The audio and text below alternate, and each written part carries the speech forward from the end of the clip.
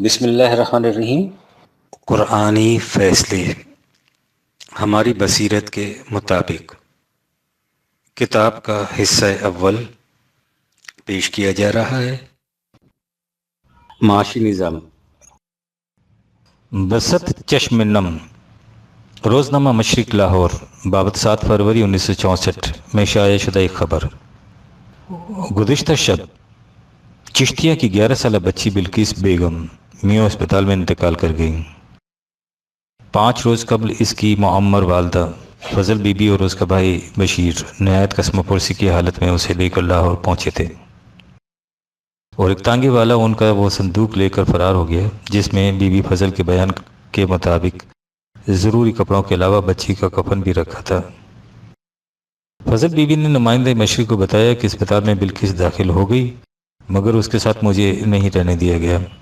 اس نے کہا کہ میں 2 دن تک بچی کی شکل دیکھنے سے محروم رہی اور اسپتال کے گیٹ پر پڑی ہر آنے والے کا منہ دیکھتی تھی۔ اس نے بتایا کہ میں نے سنا تھا کہ لاہور میں اہل دل حضرات کی کمی نہیں، مگر میری مصیبت میں کسی نے میری حوصلہ افزائی نہ کی اور میری بچی کا کفن تک چھین لیا۔ مرحوم بلقیس بیگم کے بھائی بشیر نے بتایا کہ اخبار میں ہماری داستان سن کر ایک صاحب نے مجھے 7 روپے دیے جو میں نے قرض حسنہ سمجھ کر قبول کر لیے۔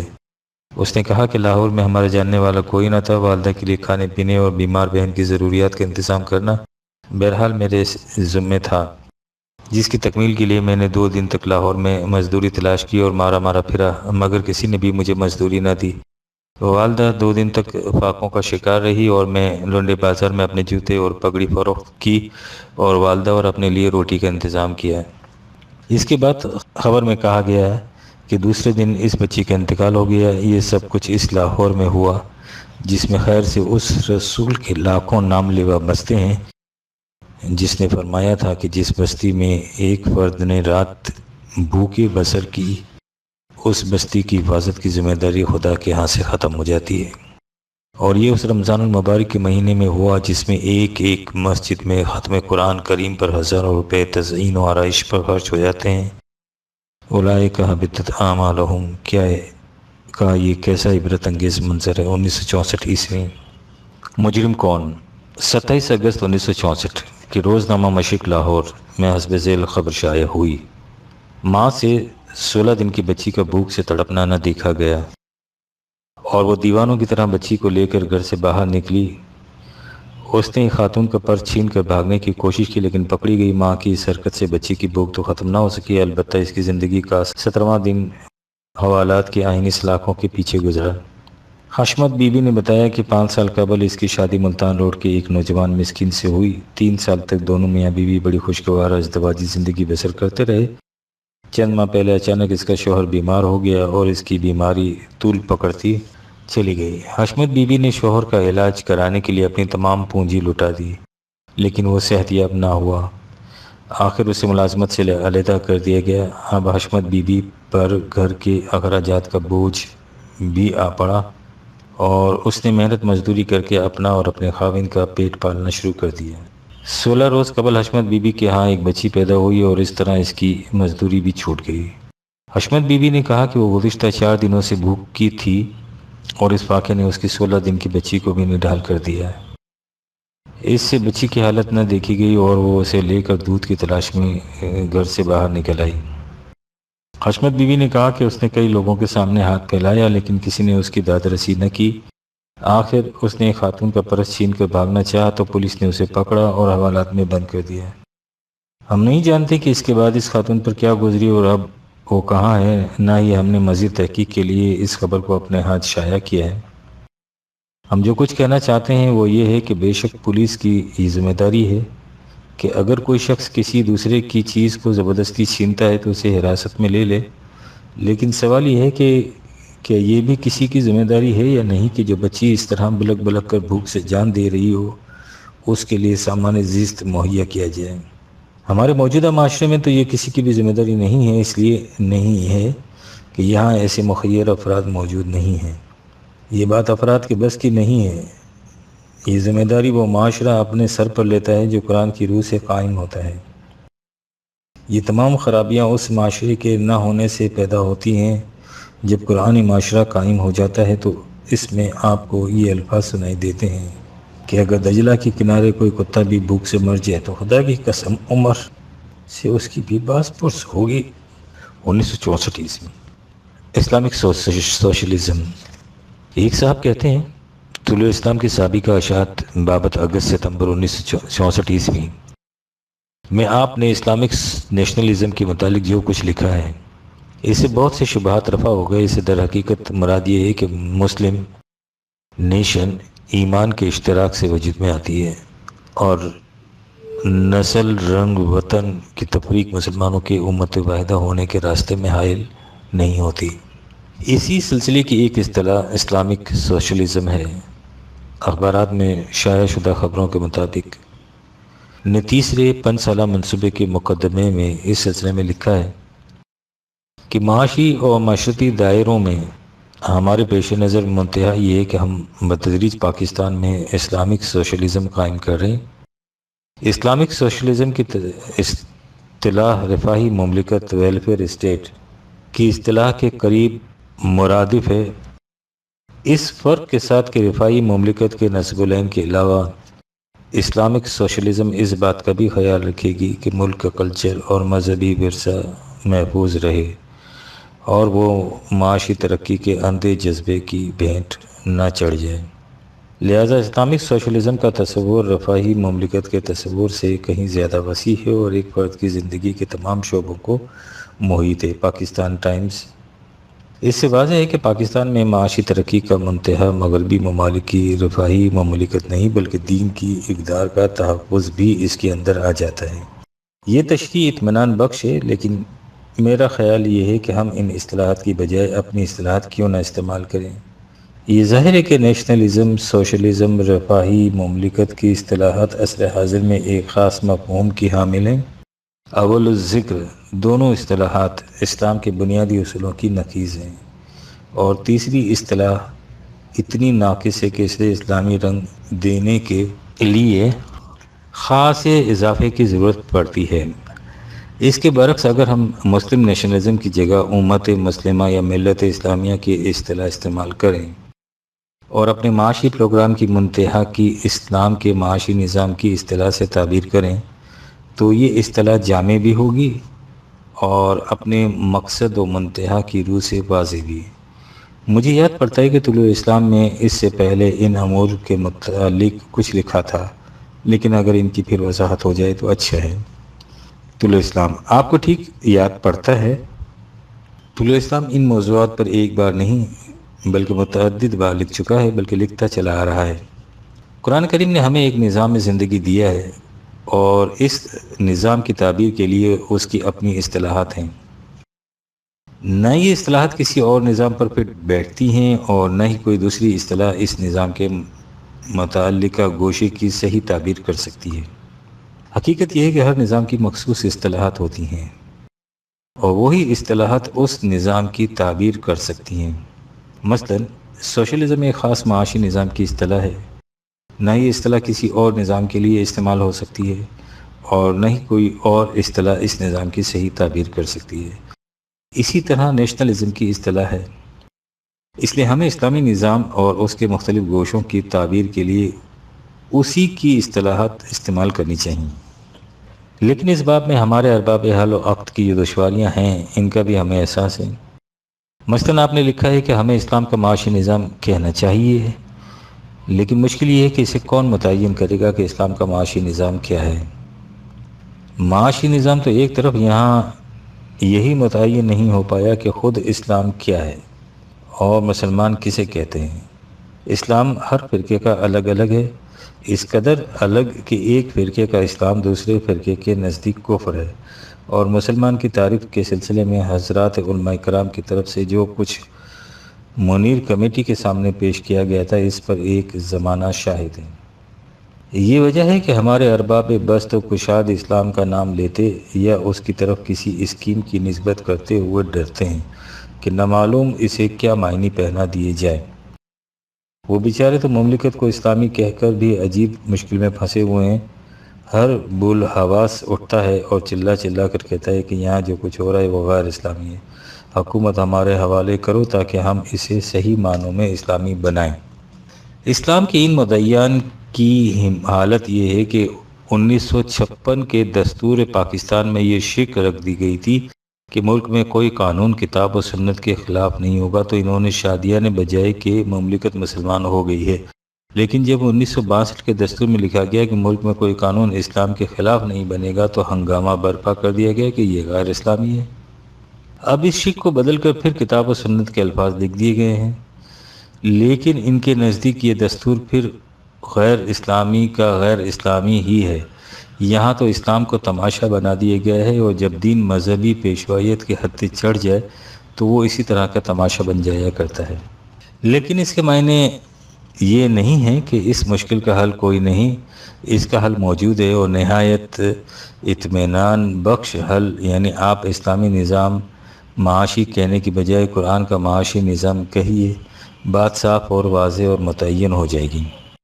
قرآن کے دو قسم کے معاشی نظام مرتب ہو ہی نہیں سکتے، اس کا نظام متعین ہے، اور اسی کے لیے اس نظام کی اصطلاحات کے معنی بھی متعین ہیں۔ یہ کیجئے اور دیکھیے کہ کس طرح یہ تمام دشواریاں ختم ہو جاتی ہیں۔ لیکن اس کے لیے سب سے بڑی دشواری یہ ہے کہ ہمارا مذہبی پیشواؤں کا طبقہ قرآن کا نام تک سننے کے لیے تیار نہیں ہے۔ یہ اس لیے کہ قرآن کے نام سے ہر بات متعین ہو جاتی ہے، اور تمام مسلمانوں کو ایک مرکز پر جمع ہو جانا پڑتا ہے۔ اس کے برعکس کتاب و سنت کہنے سے ہر فرقے کو اپنے وجود کی سند مل جاتی ہے، اور مذہب کے خلاف اڈے قائم رہتے ہیں۔ لیکن اس الجھاؤ کو بالآخر ختم کرنا پڑے گا۔ کوئی قوم ذہنی اور نظری انتشار کی حالت میں زیادہ عرصے تک نہیں رہ سکتی، یا اسے اس انتشار کو ختم کرنا ہوگا، اور یا یہ انتشار اسے ختم کر دے گا۔ اس قسم کے انتشار کو ختم کرنے کے لیے بس ایک عزم راسخ کی ضرورت ہوتی ہے۔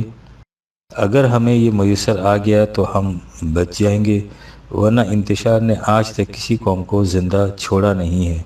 اس کے لیے اس صاحب عزم کو کرنا یہ ہوگا کہ زندگی کے ایک ایک شعبے کے متعلق قرآن جو نظام دیتا ہے اسے واضح اور نکلی ہوئی شکل میں مدون کیا جائے، اور پھر اسے مملکت میں بتدریج عملی شکل دی جائے، اور اس کے لیے اصطلاحات بھی قرآن ہی کے استعمال کی جائیں۔ یاد رکھیے، قرآن اپنا مخصوص نظام رکھتا ہے، اور اس میں کسی قسم کے پیوند کو برداشت نہیں کر سکتا۔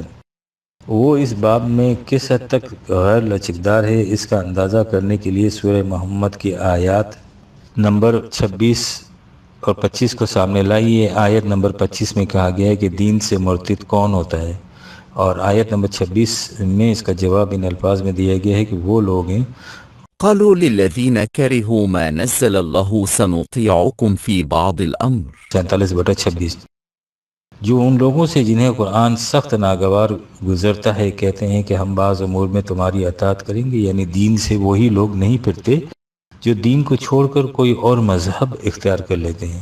دین سے وہ بھی پھر جاتے ہیں جو دین کے نظام میں کسی غیر دینی نظام کو پیوند لگا لیتے ہیں، اور اس طرح خدا اور طاغوت میں مفاہمت پیدا کرنے کی کوشش کرتے ہیں۔ اسی حقیقت کو اس نے سورہ بقرہ کی اس آیت جلیلہ میں دہرایا ہے، جس میں کہا گیا ہے کہ جو لوگ کتاب کے ایک حصے پر ایمان رکھتے ہیں اور دوسرے سے انکار کرتے ہیں، انہیں اس دنیا کی زندگی میں بھی ذلت و خواری نصیب ہوتی ہے، اور آخرت میں بھی عذاب شدید 2/85۔ اور اس پیوند سازی کے معنی یہی نہیں کہ آپ ایک بات قرآن کی لے لیں اور دوسری بات مثلا عیسائیت کی یا کسی سیکولر نظام مثلا مغربی جمہوریت کی یا کمیونزم کی پیوند سازی کے ذریعے لے لیں، اور یہ سنگین قسم کی پیوند سازی ہے کہ آپ کچھ باتیں قرآن کی لے لیں اور کچھ باتیں وہ لے لیں جو اسلامی شریعت کے نام سے ہمیں مروج چلی آ رہی ہیں، لیکن قرآن کے خلاف جو جاتی ہے، قرآن کریم کی روح سے اس قسم کی پیوند سازی بھی دین سے ارتداد ہے۔ اب ظاہر ہے کہ ہماری مذہبی پیشوائی جس اسلام کو پیش کر رہی ہے وہ تو ہے ہی اس قسم کی پیوند سازی۔ جن لوگوں کا عقیدہ یہ ہو کہ اگر کسی معاملے میں ان کی مروجہ شریعت اور قرآن میں تضاد واقع ہو تو قرآن کی آیت کو منسوخ سمجھا جائے، ان کے ہاں خالص قرآن کا دین کس طرح مل سکتا ہے؟ دیکھنا یہ کہ یہ سعادت کس کے حصے میں آتی کہ یہاں خالص دین خداوندی قرآنی نظام متشکل کر کے دکھایا جائے۔ یہ شہد خالص اسی کو مل سکے گا جو نہ تو مکھیوں کی منمناہٹ سے گھبرائے اور نہ ہی ان کے نیش زنی سے خوف کھائے۔ 1964 عیسوی۔ روس میں سزائیں۔ عام طور پر کہا جاتا ہے کہ اگر لوگ فکر معاش سے آزاد ہو جائیں تو جرائم کا ارتکاب نہیں ہوتا، یا کم از کم جرائم بڑی حد تک کم ہو جاتے ہیں۔ روس نے اپنے ہاں ایک جدید معاشی نظام رائج کیا ہے جس سے مقصود یہ بتایا جاتا ہے کہ لوگ فکر معاش سے آزاد ہو جائیں۔ کیا اس نظام کی ترویج کے بعد روس میں جرائم بالخصوص سنگین جرائم میں کمی واقع ہو گئی ہے یا ان کی صورت بدستور ہے؟ جواب: روس کے صحیح حالات بہت کم باہر آتے ہیں کیونکہ وہاں فولادی پردے لٹکے رہتے ہیں، لیکن وہاں کی قانونی حالت کے متعلق جو خبریں باہر آتی ہیں ان سے معلوم ہوتا ہے کہ وہاں سنگین جرائم کی زیادتی ہو رہی ہے۔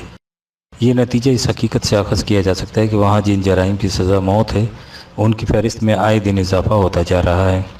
روس میں 1917 کے انقلاب کے بعد سزائے موت منسوخ کر دی گئی تھی کیونکہ اسے زار روس کے عہد استبداد کی یادگار سمجھا جاتا تھا، لیکن اس کے چند ہی ماہ بعد 1918 میں اس سزا کو پھر رائج کرنا پڑا۔ اسے 1920 میں پھر منسوخ کر دیا گیا، لیکن چند ہی ماہ بعد اسے دوبارہ رائج کرنا پڑا۔ اسٹالن کے عہد اقتدار میں ان جرائم کی فہرست بڑھتی گئی جن کی سزا موت تھی، جبکہ ایک وقت میں وہاں اس فہرست میں 64 جرائم مندرج تھے۔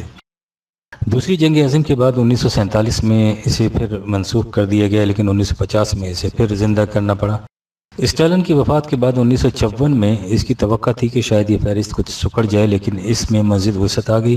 اس وقت وہاں اکثر جرائم کی سزا موت ہے، مثلاً مملکتی یا معاشرتی مقبوضات کی بڑے پیمانے پر چوری، سکوں کی جعلسازی، منصوبہ بندی سے متعلق امور کے حساب کتاب میں فریب دہی، مملکت کے حفاظتی دستوں پر حملہ، کرنسی کا غیر قانونی کاروبار، زنا بالجبر، رشوت، اصلاحی اداروں کے کارندوں کا ڈسپلن کا پابند نہ رہنا وغیرہ۔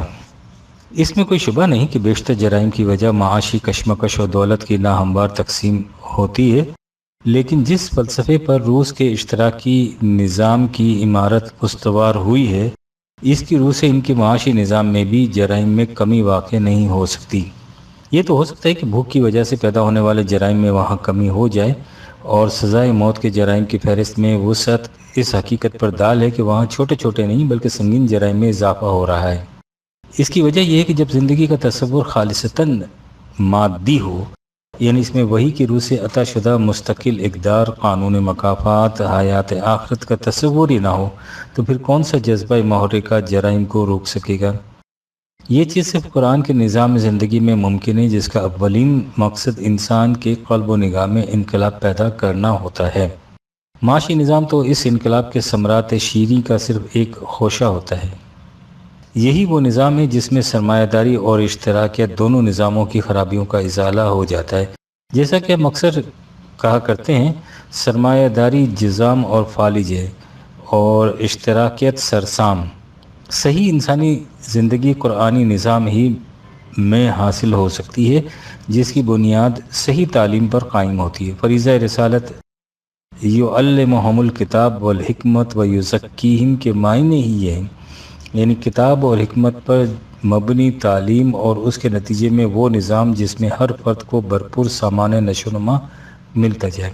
یہی وہ نظام جس میں جرائم اس طرح ناپید ہو جاتے ہیں کہ جب عہد صدیقی میں مجسٹریٹ کی اسامی کو تجرباتاً وجود میں لایا گیا تو سال بھر کے بعد اسے منسوخ کرنا پڑا کیونکہ اس عرصے میں کوئی مقدمہ ہی اس کے ہاں پیش نہیں ہوا تھا۔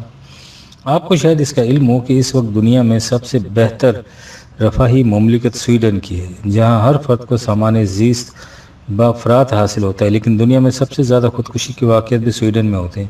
اس کی وجہ وہی یورپ کا مادی تصور حیات 1964 عیسوی۔ کیا خدا عادل ہے؟ لائل پور سے ایک صاحب نے ہمیں ایک سوال بھیجا جس کا موضوع یہ تھا کہ کیا خدا عادل ہے؟ ہم نے انہیں لکھا کہ سوال ایسا نہیں جس کا جواب ایک خط میں دیا جا سکے۔ اس اہم اور بنیادی سوال کے سمجھنے کے لیے نظام کائنات، قانون مکافات عمل، انسانی اختیار و ارادہ، انسانی دنیا میں خدا کا طریقہ کار، فرد اور معاشرے کے تعلقات، ظالم کے ظلم میں خود مظلوموں کا حصہ وغیرہ 20 گوشے سامنے آئیں گے جو بڑی تفصیل چاہتے ہیں۔ اس لیے اس سوال کو زبانی گفتگو سے سمجھنا زیادہ آسان ہوگا، لیکن ان کا اصرار ہے کہ ان کے سوال کا جواب لکھ کر ہی دیا جائے، اور اسے طلوع اسلام میں شائع کیا جائے۔ ہم شروع ہی میں اس عمل کا اعتراف یا اظہار ضروری سمجھتے ہیں کہ ہمارے اس جواب میں بھی وہ تمام متعلقہ گوشے تفصیلاً سامنے نہیں آ سکتے جن کا ذکر ہم نے اوپر کیا ہے۔ جواب بہرحال مختصر ہوگا اور صرف اصولی حیثیت لیے ہوئے ہوگا۔ آپ پہلے ان کا سوال ملاحظہ فرمائیے۔ میں دیکھتا ہوں کہ اسلام کا خدا عادل کے نام سے مشہور ہے، لیکن اس کے باوجود میری سمجھ میں نہیں بات آ سکی کہ وہ کیسا عادل خدا ہے جو اس دنیا میں ایک غریب آدمی کو ساری عمر تڑپتے ہوئے دیکھتا رہتا ہے، لیکن اس میں اتنی ہمت نہیں ہوتی کہ وہ اس غریب کے آنسوؤں کو خشک کر سکے، اس کے درد کی دوا بن سکے، جبکہ ہم دیکھتے ہیں کہ اس غریب کی زندگی میں المیہ پر المیہ ٹوٹتے ہیں، لگاتار حادثات اس کی کمر توڑتے رہتے ہیں۔ مزید برآں وہ آدمی ہوتا بھی نیک کہ خدا کے قرآن کو سینے سے لگائے رکھتا ہے۔ ساری دنیا گواہی دیتی ہے کہ اس جیسے نیک تینت آدمی بار بار پیدا نہیں ہوتے، لیکن اس کے باوجود ظلم و ستم کا شکار رہتا ہے۔ اس کے برعکس ایک امیر فسق و فجور کی زندگی بسر کرتا ہے، دولت اس کے قدموں کو بوسہ دیتی ہے، دنیا کی تمام آسائشیں اس کو ہدیہ تبریک پیش کرتی ہیں۔ اس طرح بہت کم دیکھنے میں آیا ہے کہ رشوت خور کو اس دنیا میں پوری سزا ملی جائے۔ ایک چور بعض اوقات تو قانون کی نظر میں چور ہوتا ہے، لیکن بعض اوقات قانون کو اس کی چوری کا علم ہی نہیں ہوتا۔ ایک عصیمن 60 لاکھ جانیں تلف کرنے کے بعد قانون کی نظر میں صرف پھانسی کا مستحق ہوتا ہے۔ دیکھیے، اس سوال کو حل کرنے میں بعض علماء کرام آخرت کے جواز میں دلیل نکالتے ہیں جو میرے نظریے کے خلاف ہے۔ میں صرف خدا کو مانتا ہوں، آخرت کے متعلق میرا ایمان ابھی شک کی دہلیز پر ہے۔ میں کہتا ہوں کہ ایک عادل خدا اگر صرف آخرت میں ہی عدل کر سکتا ہے اور اس دنیا میں بالکل خاموشی سادھے ہے، تو کیا یقین کہ آخرت میں بھی وہ عدل نہ کر سکے؟ اس لیے میرا سوال یہ ہے کہ خدا عادل ہے تو اتنا ظلم کیوں؟ اگر نہیں تو اس قسم کے خدا پر جو عدل نہیں کر سکتا کون یقین کرے؟ جواب: سوال کے آخری حصے میں جو کچھ کہا گیا ہے وہ کوئی نئی بات نہیں ہے۔ فلسفہ اخلاق میں معمہ بہت قدیم اور مشہور ہے کہ اگر شر خدا کی مرضی سے موجود ہے تو خدا خیر نہیں ہو سکتا، اور اگر وہ خدا کی مرضی کے خلاف موجود ہے تو خدا قادر مطلق نہیں ہو سکتا۔ لفظی طور پر یہ معمہ بڑا مشکل نظر آتا ہے، لیکن جب اسے قرآن کی روشنی میں دیکھا جائے تو بڑا آسان ہے۔ یہ بات محض ضمناً سامنے آ گئی۔ ہمارے زیر نظر سوال کا تعلق عدل سے ہے۔ سب سے پہلے یہ سمجھ لینا چاہیے کہ خدا نے اپنے لیے قرآن میں عادل کا لفظ استعمال نہیں کیا۔ اس نے جو کچھ کہا ہے وہ یہ ہے کہ اس نے کائنات کے نظم و نسق کے لیے، جس میں انسانی دنیا بھی شامل ہے، کچھ قوانین مقرر کر دیے ہیں، اور ان قوانین میں کبھی تبدیلی نہیں ہوتی۔ وَلَن تَجِدَ لِسُنَّتِ اللَّهِ تَبْدِيلًا۔ لہٰذا یہاں ہر بات قانون کے مطابق عمل میں آتی ہے، اور اگر عدل کی تعریف یہ ہے کہ جو بات قانون کے مطابق ہو اسے عدل کہا جاتا ہے، تو اس اعتبار سے آپ خدا کو عادل کہہ سکتے ہیں۔ اس نے یہ بھی کہہ دیا کہ وہ کسی پر ظلم اور زیادتی نہیں کرتا۔ لوگ خود اپنے آپ پر ظلم کرتے ہیں، اور یہ بھی کہ ظلم پر مبنی نظام کبھی کامیاب نہیں ہو سکتا۔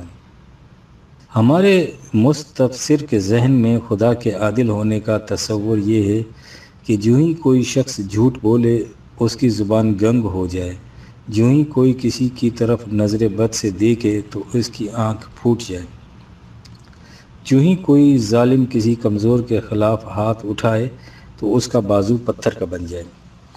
اگر ایسا ہو تو پھر خدا کو عادل مانا جائے، اور اگر ایسا نہ ہو، جیسا کہ ظاہر ہے کہ ایسا نہیں ہوتا، تو پھر خدا عادل کس طرح کہلا سکتا ہے؟ یعنی اگر خدا ہمارے تصور کے مطابق عادل ہو تو اسے عادل کہا جائے، اور اگر وہ عدل کے اس تصور پر پورا نہ اترے تو اسے عادل کس طرح مانا جائے؟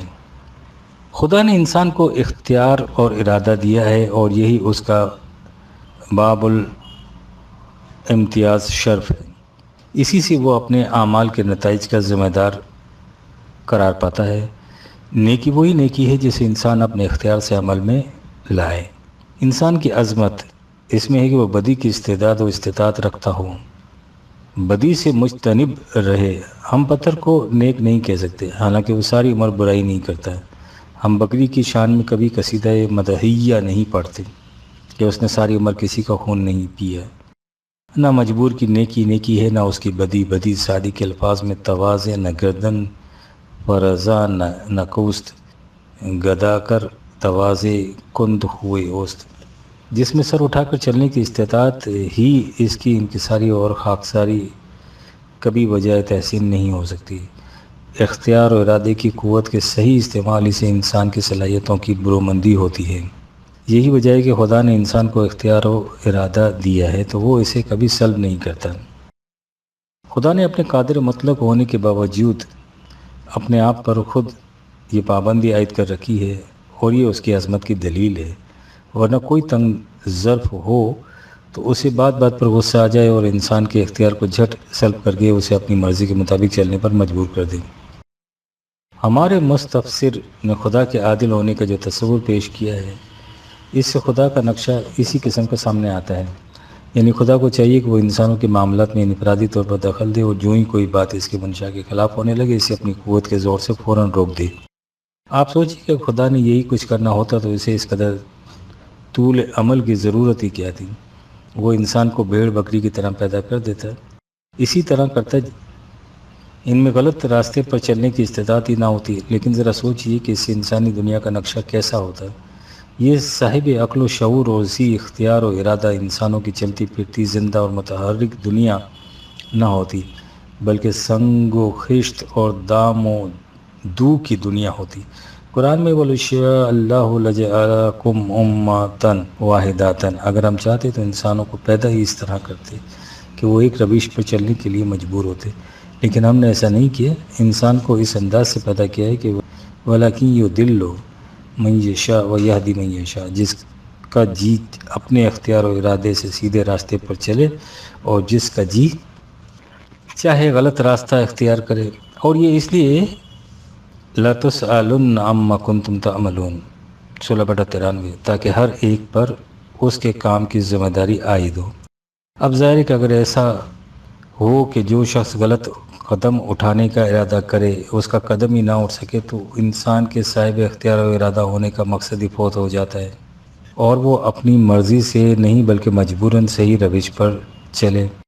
اس باب میں کہ کسی کو جبراً صحیح روش پر نہ چلایا جائے، اس قدر احتیاط برتی گئی ہے کہ مخالفین رسول اللہ سے معجزات کا مطالبہ کرتے تھے، اور خدا اس سے یہ کہہ کر انکار کر دیتا تھا کہ معجزہ دکھانے سے ذہنی جبر، مینٹل کمپلزن کی کیفیت پیدا ہوتی ہے، اور اس قسم کا اقرار انسان کی آزادی فکر فری ول کا نتیجہ نہیں ہوتا۔ اس لیے معجزہ دکھا کر مسلمان بنانا خدا کی اسکیم کے خلاف جاتا ہے۔ چیزا یہ کہ ظالم کے ہاتھوں کو مافوق الفطرت قوت سے روک کر اسے ظلم سے باز رکھنا۔ اب یہ دیکھیے کہ ظلم ہوتا کس طرح سے ہے، اور انسانی معاشرے میں خدا کا قانون مکافات عمل پیرا کس طرح ہوتا ہے۔ اگر معاشرے کا نظام صحیح خطوط پر متشکل ہو تو اس میں کوئی کسی پر ظلم نہیں کر سکتا۔ اگر کہیں انفرادی طور پر کوئی شخص کسی پر دست درازی کر ہی بیٹھے تو معاشرے کا نظام اس کا فوری مواخذہ و تدارک کر دیتا ہے۔ ظلم ہوتا ہی اس معاشرے میں جو غلط بنیادوں پر استوار ہوتا ہے، لہٰذا سوال کسی فرد ظالم کے مواخذے کا نہیں ہے، اس غلط معاشرے کے مواخذے کا ہے جس میں ظلم روا رکھا جاتا ہے۔ قرآن کریم نے بے شمار مقامات پر اس حقیقت کو واشگاف کیا ہے کہ خدا کا قانون یہ ہے کہ جو نظام ظلم پر مبنی ہوگا وہ کبھی کامیاب نہیں ہو سکے گا، خواہ نظم و نسق کی لاکھ تدبیریں اس کے استحکام کے لیے کوشاں کیوں نہ ہوں۔ عام طور پر سمجھا جاتا ہے کہ جو نظام مادی قوتوں کو اکٹھا کر لے، اپنی حفاظت کے اسباب و ذرائع کو مستحکم کر لے، اپنے نظم و نسق کو نہایت حسن تدبر سے چلائے، وہ نظام کسی کے مٹائے مٹ نہیں سکتا ہے۔ لیکن خدا کا کہنا یہ ہے کہ یہ غلط ہے۔ ہمارا قانون یہ ہے کہ ایسا معاشرہ تباہ ہو کر رہتا ہے۔ یہ ہے وہ مقام جہاں خدا کا عدل سامنے آتا ہے۔ قرآن کریم نے اپنے اس دعوے کے ثبوت میں تاریخ عالم کے متعدد شواہد پیش کیے اور بتایا ہے کہ وہ قومیں قوت، دولت، شان و شوکت، سامان زیست، کثرت تعداد، ذرائع پیداوار وغیرہ کے اعتبار سے بڑی ممتاز تھیں، لیکن چونکہ ان کا نظام ظلم پر مبنی ہے، اس لیے ان کی دولت و قوت اور حسن تدبیر انہیں تباہی سے نہ بچا سکے، حتیٰ کہ ان کا علم و بصیرت بھی ان کے کسی کام نہ آیا۔ وہ خدا کے قانون مکافات کو بے بس نہ کر سکے، وہ قومیں تباہ ہو کر رہیں۔ اس کے ساتھ ہی وہ ایک اور حقیقت کو بھی واضح کرتا ہے اور کہتا ہے کہ یہی وہ مقام ہے جہاں لوگوں کو دھوکہ لگ جاتا ہے اور وہ سمجھتے ہیں کہ خدا کا عدل کوئی شے نہیں، نہ ہی اس کے قانون مکافات عمل کو کوئی ہستی ہے۔ یہ سب باتیں ہی باتیں ہیں، وہ حقیقت یہ ہے کہ ہر عمل اور اس کے نتیجے کے محسوس طور پر سامنے آنے میں ایک وقفہ ہوتا ہے۔ جس طرح تخم ریزی اور فصل کے پکنے میں ایک مدت درکار ہوتی ہے، اسے خدا کا قانون تدریج کہا جاتا ہے، یعنی قوموں کا بتدریج آہستہ آہستہ تباہی کی طرف بڑھتے چلے جانا۔ یہ مہلت کا وقفہ بھی خدا کے قانون کے مطابق متعین ہوتا ہے۔ اگر اس قوم کی صلاحیتوں کا پلڑا بھاری ہے اور کمزوریاں اور لغزشیں کم ہیں تو وہ وقفہ لمبا ہو جاتا ہے۔ قوم ڈوبتی اس وقت ہے جب اس کی کمزوریاں اس کی صلاحیتوں پر غالب آ جاتی ہیں۔ یہاں کمزوریوں اور صلاحیتوں سے مراد غلط روش اور صحیح روش زندگی۔ چونکہ قوموں کی زندگی دونوں دنوں اور مہینوں سے نہیں ماپی جاتی، وہ صدیوں کے حساب سے ماپی جاتی ہے، اس لیے یہ مہلت کا وقفہ بھی بعض اوقات سینکڑوں برسوں تک پھیل جاتا ہے۔ یہی وہ حقیقت ہے جس کے لیے قرآن نے کہا ہے کہ خدا کا ایک ایک دن تمہارے حساب و شمار سے ہزار ہزار برس کا ہوتا ہے۔ ظاہر ہے کہ ایک وقت کی مدت العمر میں یہ وقفہ پورا نہیں ہو سکتا ہے، اور یہی وجہ ہے کہ انسان اس غلط فہمی میں مبتلا ہو جاتا ہے کہ یہ سب دعوے یوں ہی باتیں ہیں۔ ہم اپنی آنکھوں کے سامنے دیکھتے ہیں کہ ظالم و جابر پنپتے چلے جاتے ہیں اور مظلوم و مقہور بیچارے پستے چلے جاتے ہیں۔ اگر خدا عادل ہوتا یا اس کا قانون مکافات حقیقت ہوتا تو ظالم تباہ نہ ہو جاتے۔ سوال یہ ہے کہ کیا یہ مہلت کا عرصہ سکڑ کر کم بھی ہو سکتا ہے یا اتنے کا اتنا ہی طول طویل رہتا ہے؟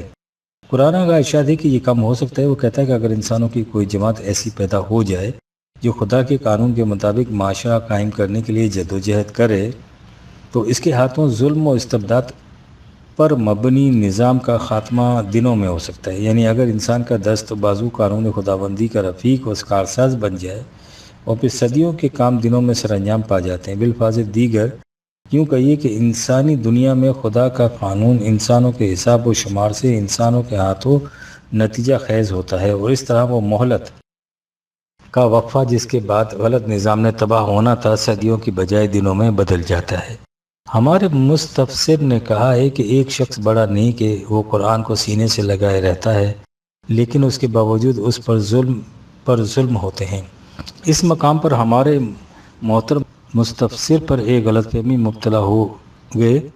اس شخص کے نیک ہونے سے غالباً ان کی مراد یہ کہ وہ نماز روزے کا پابند ہے، صدقہ خیرات بھی کرتا ہے، اس کے عام اخلاق بھی اچھے ہیں، لیکن قرآن کی میزان میں نیکی اسی کو نہیں کہتے۔ اس کے نزدیک نیک وہ ہے جو غلط نظام کے الٹنے اور اس جگہ صحیح نظام قائم کرنے کی ہر ممکن کوشش کرتا ہے، اور یہ کام انفرادی طور پر نہیں ہو سکتا۔ اس کے لیے یہ شخص اس جماعت کا فرد بن کر جدوجہد کرتا ہے جس کا ذکر اوپر کیا گیا ہے، یعنی وہ جماعت جو غلط نظام کی جگہ صحیح نظام خداوندی قائم کرنے کی کوشش کرتی ہے۔ قرآن کی روح سے زندگی ہے ہی اسی اجتماعی۔ اگر وہ شخص جو ہمارے مستفسر کے تصور کے مطابق بڑا نیک ہے اور قرآن کو سینے سے لگائے پھرتا ہے لیکن ظلم پر مبنی نظام کے اندر خاموش زندگی بسر کیے جاتا ہے، بلکہ ظلم پر ظلم سہے جاتا ہے اور اس کے خلاف کچھ نہیں کرتا بجز آہ و فغاں کے، تو وہ شخص نہ صرف یہ کہ نیک ہی نہیں قرار دیا جا سکتا بلکہ وہ اس ظالم نظام کی تقویت کا بالواسطہ موجب بننے کی وجہ سے عدالت خداوندی میں ظلم کی اعانت کا مجرم بھی قرار پاتا ہے۔ اس حقیقت کو قرآن نے اپنے تمثیلی انداز میں بڑی خوبصورتی سے بیان کیا ہے۔ وہ کہتا ہے کہ جب جہنم میں تباہ ہونے والی قوم کے لیڈر اور ان کے متبعین جمع ہوں گے تو آپس میں ایک دوسرے کو الزام دیں گے کہ ہماری تباہی کا موجب تم ہو۔ ظاہر ہے کہ ان لیڈروں کے جرائم تو نمایاں طور پر سامنے ہوں گے، لیکن یہ متبعین جو وہ ہوں گے جن کی ساری عمر ظلم و ستم سہتے سہتے گزری تھی، جب یہ اپنے لیڈروں کو مورد الزام قرار دیں گے تو ان سے کہا جائے گا کہ اس باب میں تم بھی کم مجرم نہیں ہو۔ ان لیڈروں کی طاقت کا ذریعہ تم ہی تھے، تمہارے بل بوتے پر یہ اس قدر بدمست اور سرکش ہو رہے تھے۔ اگر تم ان کے مظالم برداشت کرتے چلے جانے کے بجائے ان کے خلاف اٹھ کھڑے ہوتے تو انہیں ان دراز دستیوں کی ہمت نہ پڑتی۔ اس لیے ان کے مظالم میں تم بھی برابر کے شریک ہو، یہی وجہ ہے کہ ان کے ساتھ تم بھی جہنم کے عذاب میں مبتلا ہو۔ اس لیے جس مظلوم کو دیکھ کر ہم خون کے آنسو بہاتے ہیں وہ بھی در حقیقت بالواسطہ اس باطل نظام کا پرزہ ہوتا ہے۔ تصریحات بالا سے واضح ہے کہ قوم کی موت تو حیات کے فیصلے قانون خداوندی کی روح سے ہوتے ہیں، اور اسی کا نام خدا کا عادل ہونا ہے۔ اس کا قانون یہ ہے کہ انہو لا یفلح الظالمون، جو نظام ظلم پر مبنی ہوگا وہ کبھی کامیاب نہیں ہو سکے گا۔ دوسری طرف آتا ہے وَأَمَّا مَا يَنْفُعُ النَّاسَ فَيَمْكُثُ فِي الْأَرْضِ 13/17۔ بقا اس نظام کے لیے ہے جو تمام نوع انسان کے لیے منفعت بخش۔ یہی اچھے و برے نظام کا معیار ہے، اور اسی معیار کے مطابق کسی نظام کی فنا و بقا کا فیصلہ ہوتا ہے۔ اگر خدا کے اس قانون کو تسلیم نہ کیا جائے تو پھر معیار صرف یہ رہ جائے گا کہ جس نظام کی پشت پر مادی قوت زیادہ ہو وہ کامیاب و کامران ہو، خواہ وہ کتنا ہی ظلم و استبداد پر مبنی کیوں نہ ہو، اور جس کے پاس نسبتاً کم طاقت ہو وہ تباہ ہو جائے، خواہ وہ نوع انسان کے لیے کیسا ہی منفعت بخش کیوں نہ ہو۔ یعنی معیار صرف مادی قوت قرار پا جائے، اس بات کا اس پر کچھ اثر نہ ہو کہ خود وہ نظام کیسا ہے۔ قوموں کی تاریخ اور مورخین تہذیب کی تحقیقات اس نظریے کی تغلیظ کرتی ہیں اور اس قانون کو صحیح قرار دیتی ہیں کہ جس کا ذکر اوپر کیا جا چکا ہے۔ ایک اچھے نظام کی حفاظت کے لیے بھی مادی قوت کی ضرورت ہوتی ہے، لیکن اس نظام کی بنیادی اچھائی بھی ایک قوت اپنے اندر رکھتی ہے جو اسے تباہ ہونے سے محفوظ رہنے میں بڑی مدد دیتی ہے۔ یہ خدا ہے، یہ ہے خدا کا نظام عدل۔ 1964 عیسوی۔